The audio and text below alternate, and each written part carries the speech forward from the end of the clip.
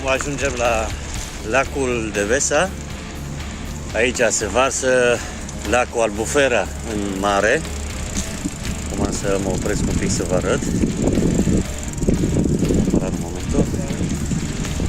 Aici e podulețul ăsta. Aici în dreapta mea. Acolo este lacul Albufera.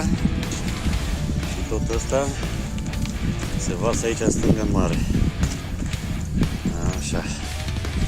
Și în față, după ce coborâm podul ăsta, e lacul de la Devesa, care e o rezervație naturală și asta. Și toată pădurica asta care am trecut-o în partea dreapta a mării este o pădure rezervație naturală. Continuăm. Păsări de specii, de tot felul de specii. Și tot este rezervație naturală de asta. Este și îngărduit, că nu se poate trece.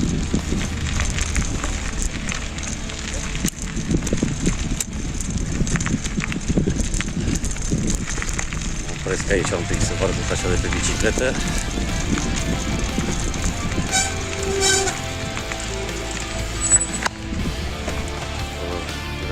Păsări, vin oameni de peste tot de prin Europa, cel puțin, și cu camere profesionale să facă poze la păsări. Deci e Carlosito. Hola. Și asta e lacul de la Devesa. Noi avem un trunchi de copac coborât, care e banca noastră de popas, unde facem o mică pauză. Aici un pic mai încolo.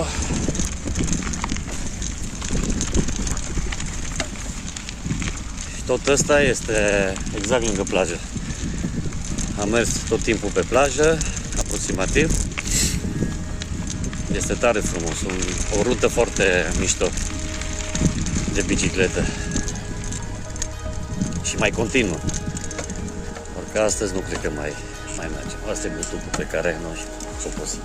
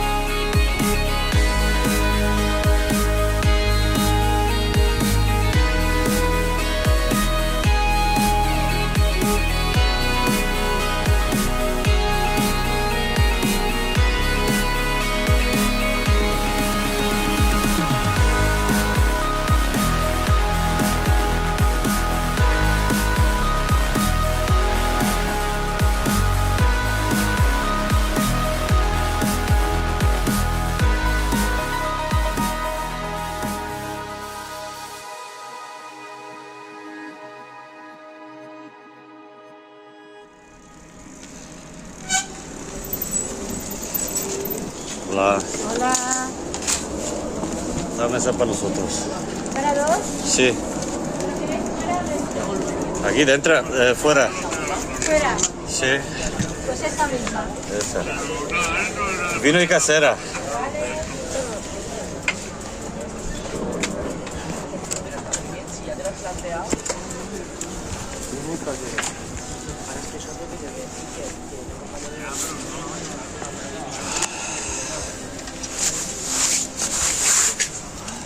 Lo de las 4 monedas, ¿no?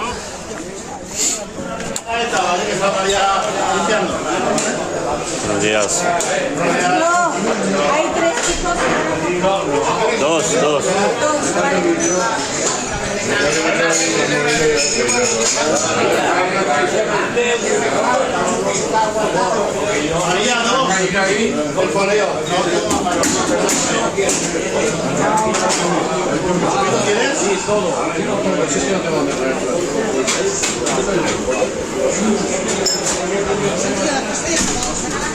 Mira, ponme para afuera un bocadillo de la carne esa y... ¿Esto se enteró?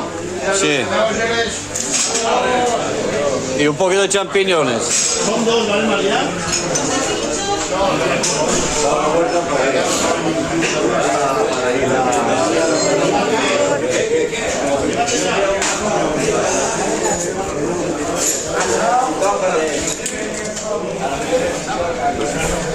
Gracias. Vale, ve, Carlosito, rápido que se acaba la comida. ¿Sí? Ve, ¿Qué hay? hombre, lo que queda. Mira, a ver lo que te gusta.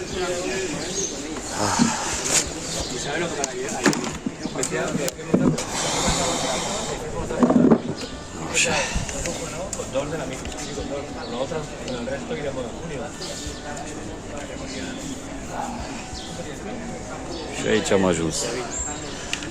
Acum, ca orice bărbat, bag o țigaretă și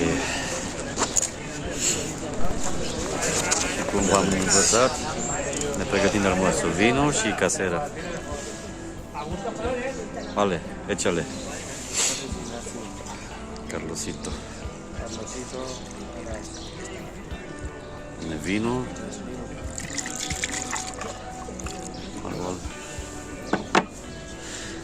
Azi e duminică, așa că putem să bem liniștiți. Și o cafea chemado, un carajil chemado, o cafea de aia tare cu rom, ars.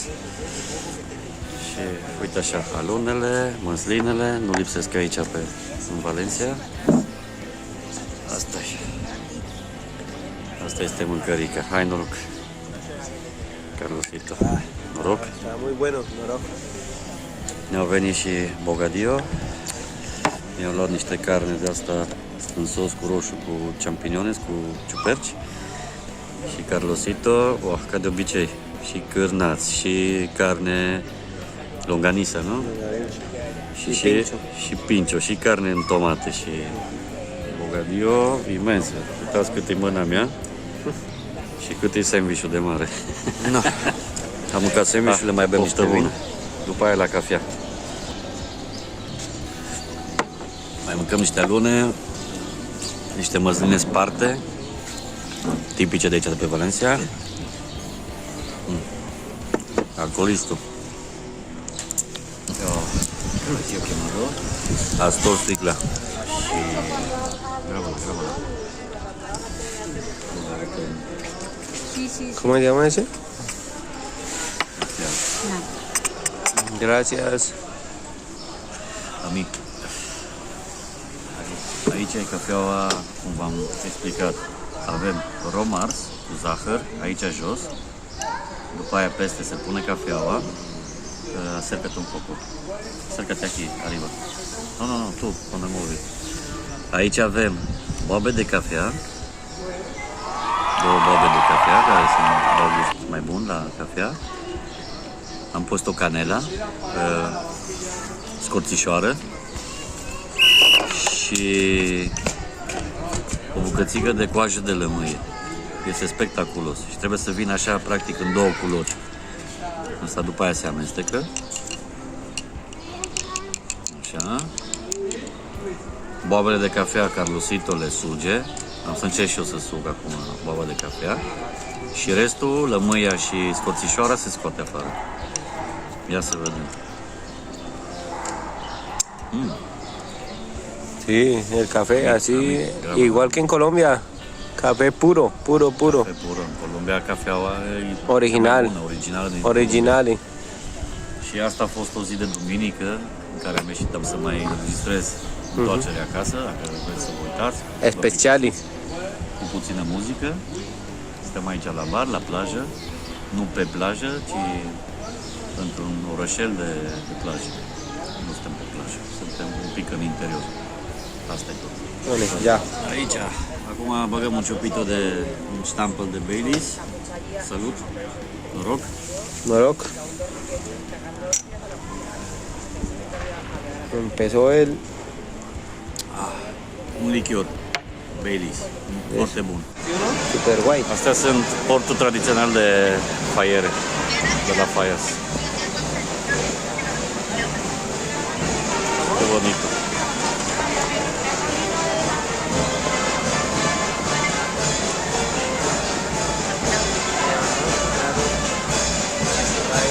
Haine tradiționale, cum avem noi de la țară și așa, aici e tradițional.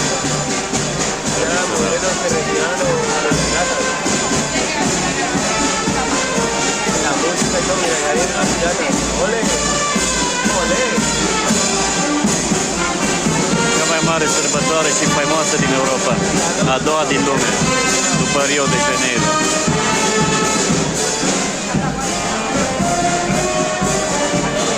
Muy bonito.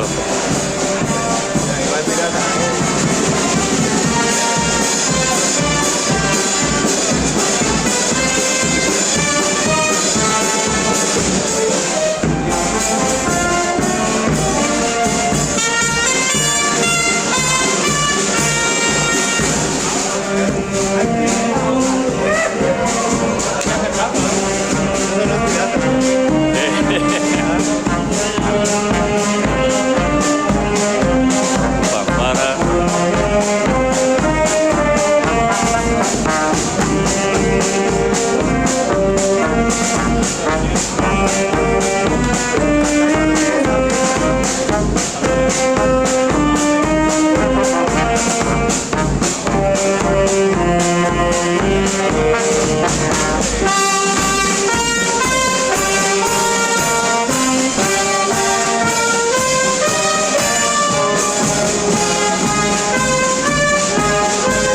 Asta înseamnă vestirea primăverii.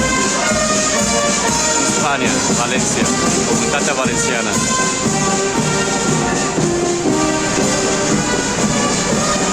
Cuidame, Carlosito. Să vedeți mascleta, ognitorile.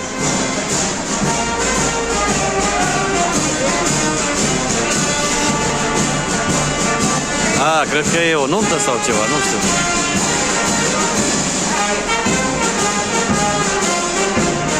Acum, pop.